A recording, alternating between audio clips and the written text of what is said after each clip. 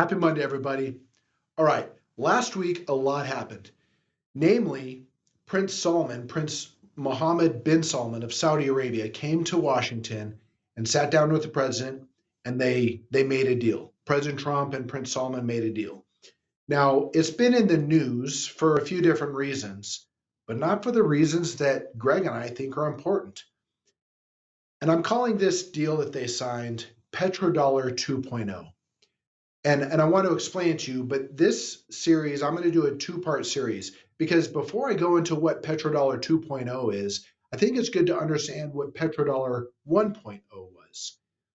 And so let's go back in history, back to 1971, where the first petrodollar deal happened. 1971, we're in the middle of the Vietnam conflict. President Nixon is the president, and he's in trouble because we keep going into greater and greater debt, and we've backed our currency with gold. The countries that have been loaning us money are taking payment now, but they're not wanting our US dollars because we can just print those. They're taking the gold.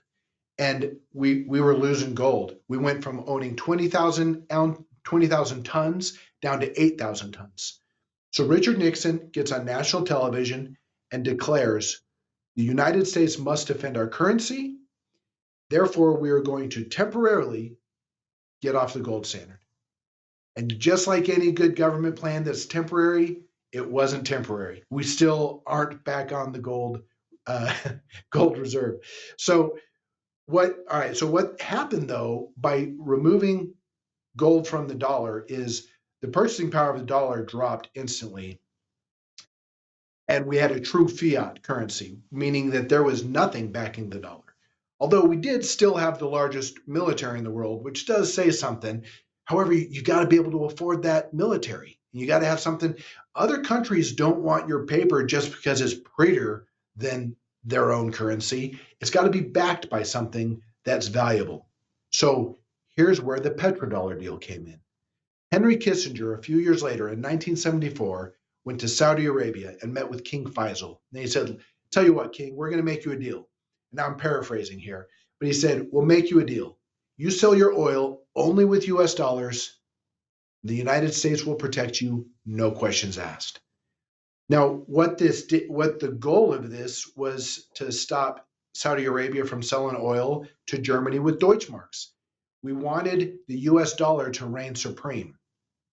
For the king, for him, it didn't really matter because he now had the largest military in the world who had his back. So then he could take the money that he made from selling oil, and instead of buying tanks, he could buy Rolls Royces. Instead of battleships, he could buy yachts. So it was a good deal for him, but it was an even better deal for us because then the world now needed to trade their currencies for US dollars in order to buy oil to run their economy. And Henry Kissinger actually said, if you can control the oil, you can control nations. Oh, and by the way, it was pretty apparent that this wasn't really a choice for the king. It was kind of a hardball game that Henry Kissinger was playing. Kind of like, you see those movies of the mafia where they knock on the door and say, tell you what, $50 a month, and we guarantee a brick will not go through your store window. And sure enough, it doesn't happen. So it's one of those deals. Saudi Arabia didn't really have a choice back then. And ever since, that created dominance for the US dollar. And so there has been global demand for the US dollar ever since. However, that's been deteriorating because the United States has continued to go into debt. Meanwhile, Saudi Arabia has started to build relationships with other countries. It really picked up back in 2024 when the United States withdrew from Afghanistan overnight. They pulled out, and we had promised Afghanistan protection, no questions asked, but we pulled out overnight.